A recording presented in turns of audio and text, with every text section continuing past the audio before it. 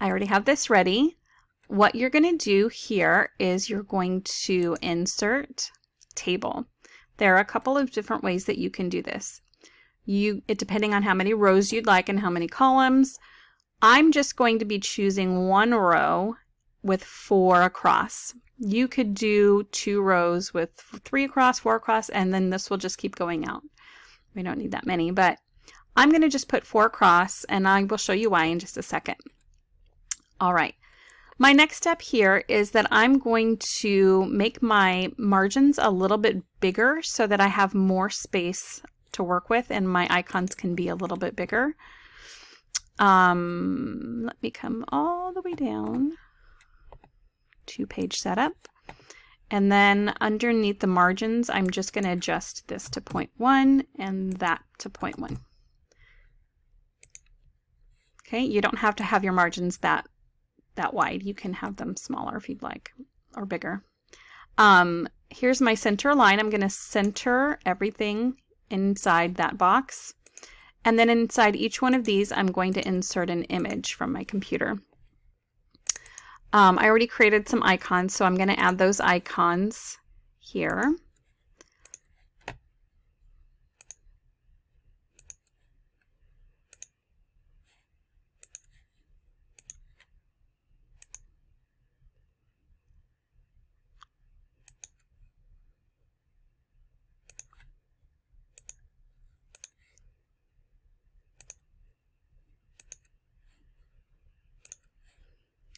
All right, so now that I've done that, there's a little trick here.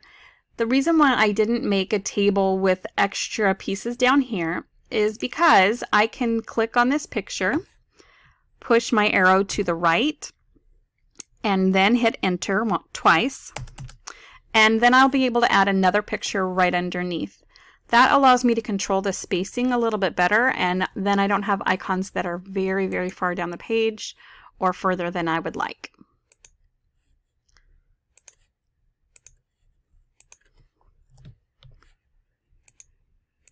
Okay, now this one is going to be a little bit different because it has the social studies. So what I'm going to do is adjust these a little bit so they're a little smaller. And let's do this. Okay, so come over here to image options, and then you'll be able to adjust the size and rotation so that they're all the same size. I'm going to put these as 1.5 on one side, and it'll automatically correct and adjust the other height for you, so you don't have to worry about the ratio because it'll automatically adjust it. And let's see.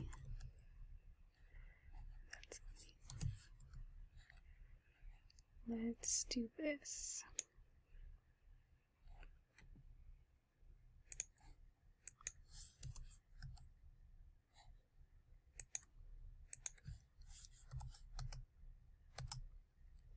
There. Okay, so those look pretty close. They're not exact. This one's not exactly lined up, but that's okay. It's close enough for me.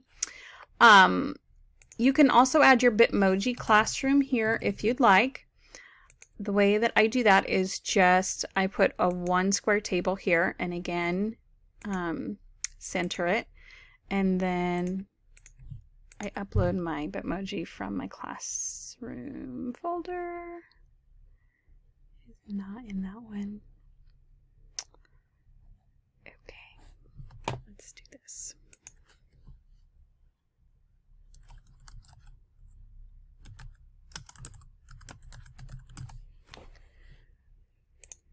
Okay, there we go.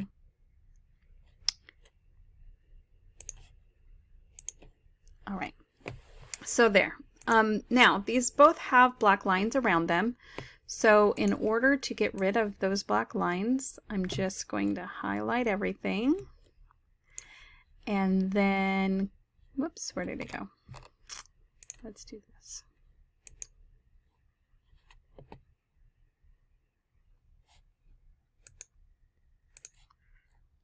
Hang on. There we go. Okay. take the border off by selecting the white at the end there. Didn't quite make it up to that one. There we go. And then hit the white button one more time. All right, so now the borders won't show up when you go to copy and paste this later. All right, the next thing, one thing I did not do is add my dividers. So I'm going to add my dividers now because I have them all saved already. So first I'm going to add this one. It's called classwork. Let's do this. Okay. All right, and then after that,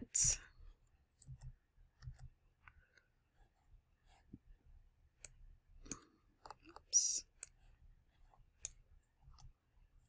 There we go.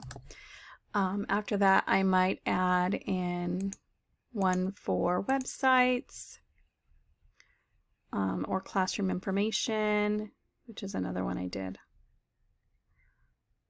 I think I put the websites on the other one. That's okay. I will add actually classroom information here. Okay. Insert image and classroom information. All right, so after classroom information, again, I can make another table. And maybe I'll just make 4 across real quick because it'll take forever. I can, again, center and then insert in my images. So like I could put classroom expectations,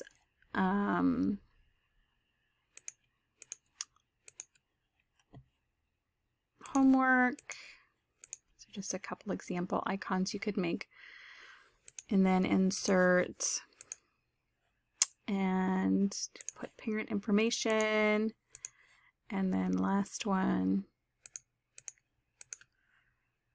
tutorial. So if you want to make some tutorials for your families. Again, I'm going to highlight that and then take the border color off. This is being persnickety. Let's try this again.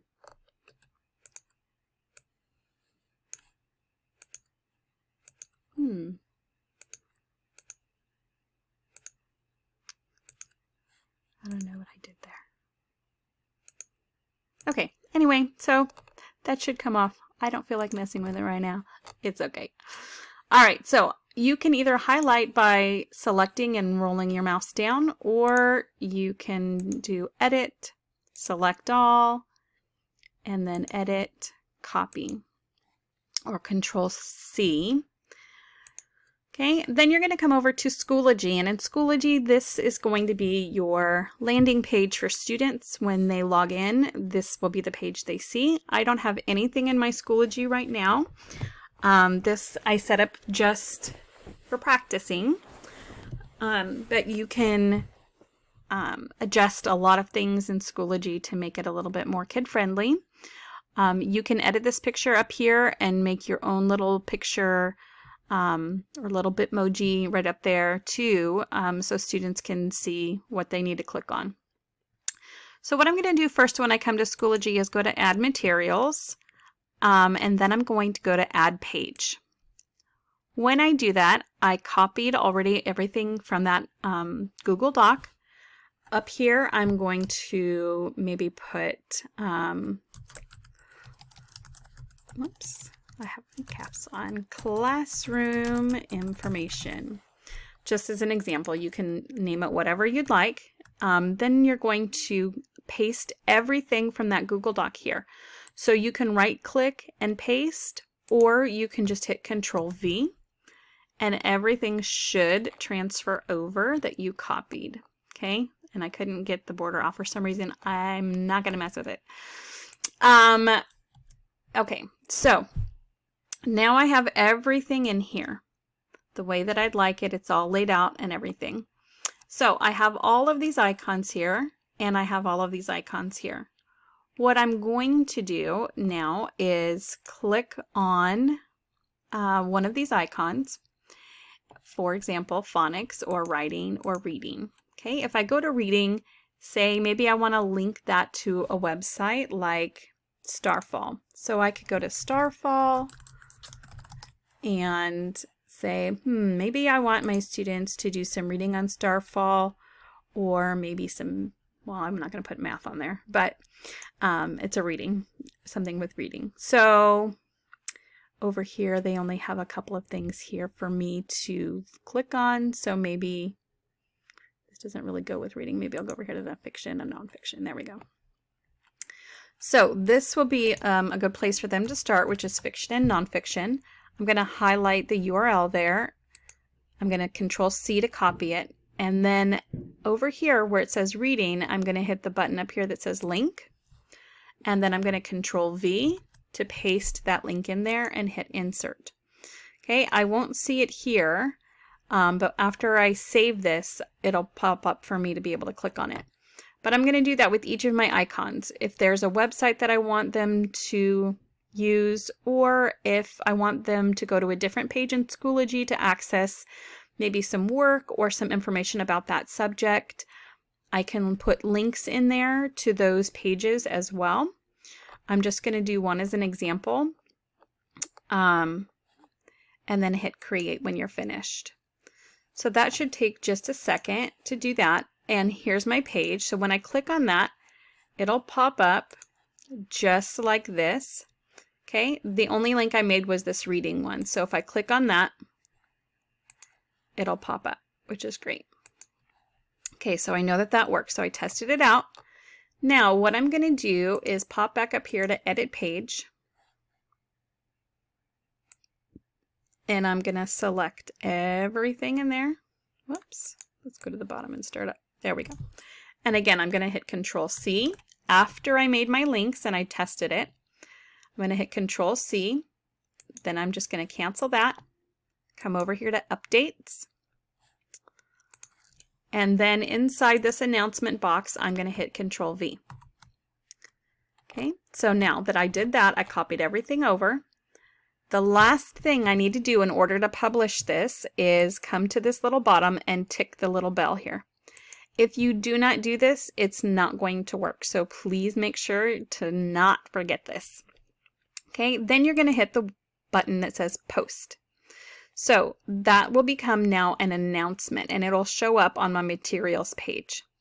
Okay, so this whole thing will show up there. What I'm going to do though is come back to my materials page, and I'm going to go all the way down at the bottom here where it says classroom information. This was the page that I just made where I copied everything from Google Docs to this page. This is the original page I made. On this page, I'm going to put unpublish so that I can still see it if I need to access it or change it for any reason, but I don't want my students to see it. So I'm just going to unpublish it. That way I don't have to go back to Google Docs and copy it back over if I need it again or something. Maybe I just want the same information, but I want to change a link. Okay. So just make sure it's unpublished so that it's not like a duplicate and kids don't click on it again. But then you'll be all set to go and your page will be a lot more kid friendly. You can, like I said, just create those links, make them go wherever you'd like to access some information. Then I have my little page dividers here that helps keep things a little bit better organized. All right. Okay, great. I'm going to be uploading this to my group on Facebook as well.